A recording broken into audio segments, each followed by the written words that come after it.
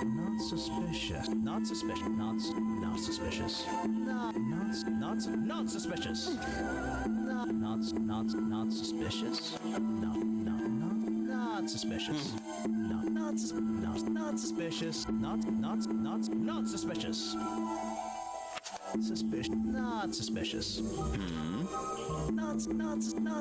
suspicious. Not suspicious. And there we go. It should be fairly obvious who our culprit is.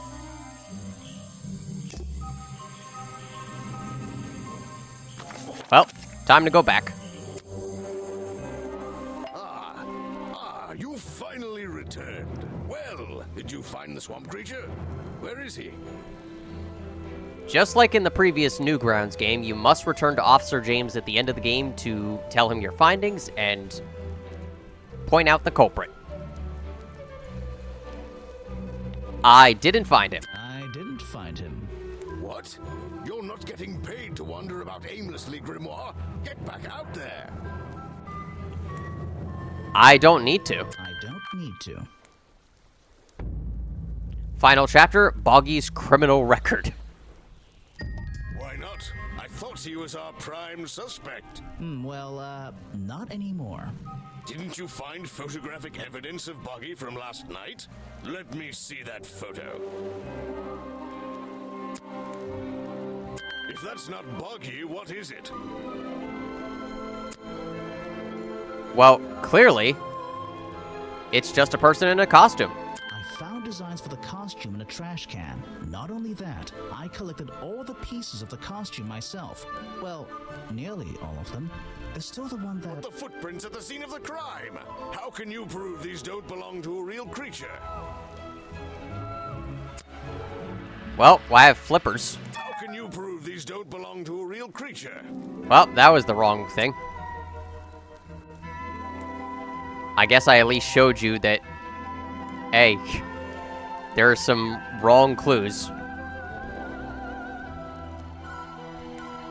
What's this? I thought there were no records of a footprint anywhere. No public records. The footprints at the crime scene don't match the ones on this page. They were just a product of these flippers. A part of the costume. But Grimoire, this costume, it doesn't have claws of any kind. How do you explain the 3 wounds on the victim's chest? Very easily. I kind of feel like I should have still been able to present the flippers, but whatever. The fireplace poker. The prongs match up with the wounds perfectly. The handle's even covered in slime, see? Ah, but this swamp slime was one of the reasons Boggy became a suspect in the first place. Surely this only incriminates the creature further. You'd think so, wouldn't you? But that slime, it's not exactly what you think.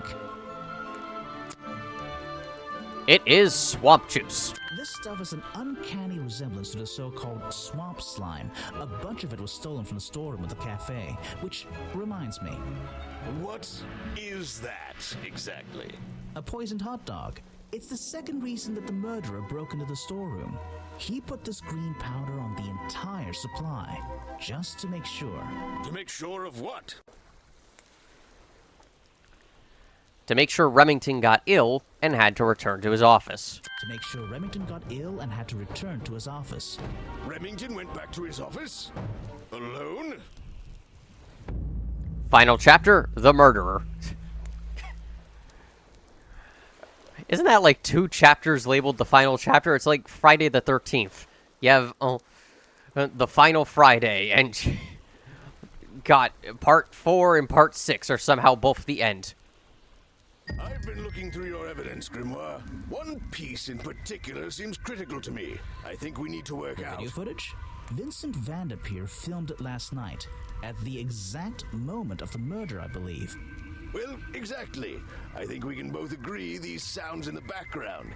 They're essential in our mystery. Could you talk me through them? Just rearrange the descriptions on the left to match the sounds on the right. Drag them around and keep swapping until you're happy with the order. And if you want to hear the sounds again, you can tap on them. No problem. I can always check my case file if I want to go over my notes. Oh, right. No, I'm sorry, not part 6, part 9. Part 4 and part 9. Getting my Friday the 13th lore mixed up.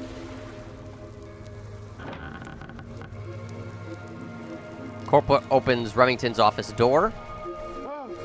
Remington cries out in shock and falls backwards. Oh no, he cries out in shock as Boggy appears. Fires his hunting rifle at the culprit. Culprit grabs the metal poker and stabs Remington. Remington cries out in shock and falls backwards. Remington rips off some curtain fabric as he falls. Remington lands on the planks outside his office. And then the culprit drops the metal poker in the office. I think that's it. Ah, excellent. There's just 2 small details bothering me. First of all, if Remington ripped off a piece of his curtains, why wasn't it found at the crime scene? What happened to it? Well, it was in the headpiece. Turns out the murderer took that piece of fabric and concealed it inside the head of the costume. Then he fled the crime scene to hide all the parts in different areas of the swamp. Ah, well, that's my problem. If Remington fired his rifle, how did the assailant survive and manage to escape? Did Remington miss his target? At point blank? A man of his experience? I don't think so. In fact, the answer to that question is the very last link in our chain. The one thing that has eluded me so far. I'll drag the clue items from the left onto my drawing here, and we'll see what happens when we compare the pieces I collected with the original design I found. Well, hello, I am the murderer.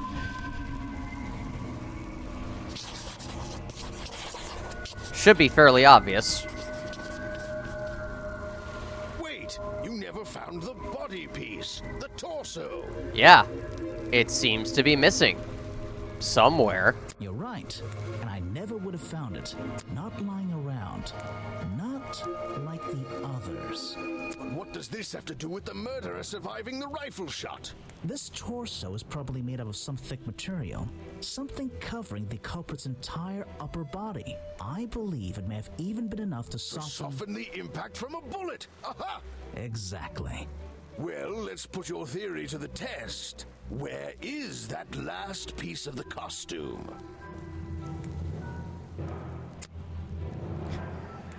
God, that must be some really thick stuff to stop a rifle bullet at close range. Gee, I wonder where they are. How? We looked everywhere. Not a single clue. Simple. He's still wearing it.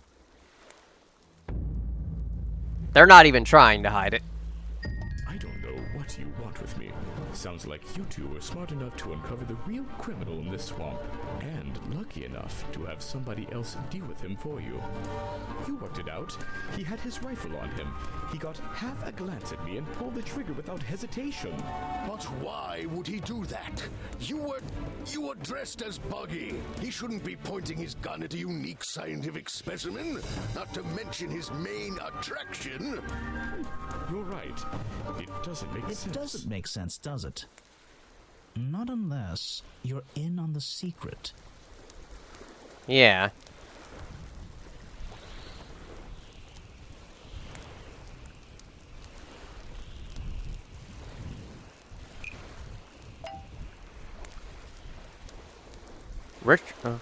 The hunting photo leads me to believe Richard Remington was here to hunt Boggy. The hunting photo leads me to believe Richard Remington was here to hunt Boggy. Final chapter. Again, for the 4th time. The Hunter and the Hunted. A secret society, an order of hunters, seeking out mysterious and elusive creatures. The order goes further than this one man, and much further than this one swamp. The whole thing is kind of distressing. I knew something was wrong as soon as I stepped into that office. I'm glad you've finally come around. It's not just But what about Remington? He was a member of this This order? He made Boggy his own personal project, his own obsession. For years he hunted the creature, the potential perfect addition to his collection. But he owned the tourist attraction. He set it up himself, didn't he? He did. It was just his way of forming a legal loophole. Since the area became protected, he and his friends were unable to come here for hunting anymore. Boggy's Bog was just a front for his own little game. A man pursuing a creature. A creature that might not even exist. And that's why Remington kept a rifle nearby at all times? Well, exactly. He didn't want to take any chances. Now, don't you see? I did this place a service. Did Boggy a service. That creature, he can live in peace again. Can he? You tried to frame him for murder. You wanted everyone to think he was some kind of ruthless predator? Well, think about it. Once he became suspected of murder, they'd have no choice but to shut this whole place down. Everyone would finally realize they had no business here. How can you know what Boggy wanted? How can you know what Boggy wanted? He might not be what you're... Detective. It's finished. Look, don't be angry. You should be glad. It's finally time to leave the swamp. You have another job to do. I don't know. Not that it makes any difference to somebody like you, but I never intended to kill him. Just to scare him. Convince him Boggy wasn't going to let him live here in peace any longer. But, true to form, he had his rifle on him. You worked out the rest yourself.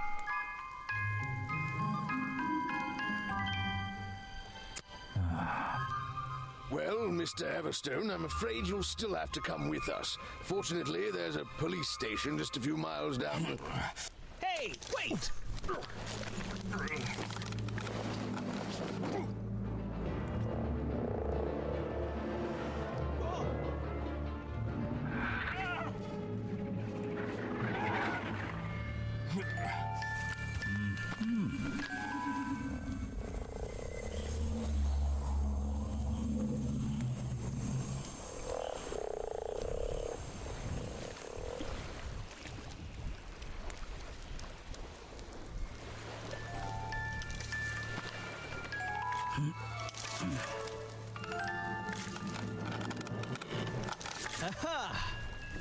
Looks like you solved more than one mystery tonight.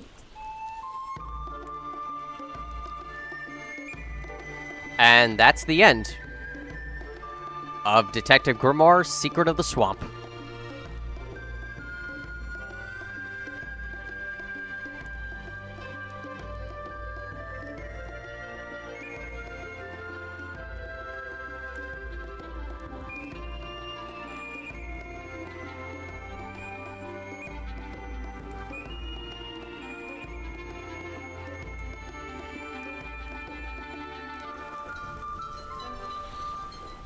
Overall, a very... Well, what did they decide to do?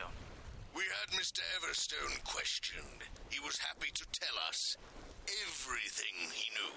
A number of rumors going around the department have been confirmed. And Remington's office? Searched down to the last detail. And, well, we agree with you. But I know what you're thinking. I'd love to put an end to it, just the same as you. But there's always... Are we going after them? We'd better be. To be continued. I forgot that last bit was there. But that is the end of Detective Grimoire Secret of the Swamp. I'm probably not going to put those alternate pieces of dialogue there. I don't know. Maybe I will. Because there's not much of a point. Like, it doesn't change anything. But if I do, they'll be right here. But yeah. Overall, this was a really fun game. And a quick and easy one at that. Like, I'm looking at my recording time. It's about 3 hours.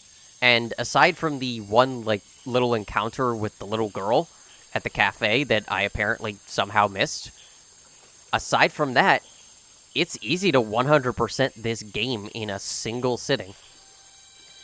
The characters are great, the voice acting is great, the music gets stuck in my head, the artwork and animation is fantastic, it just has a special feel to it.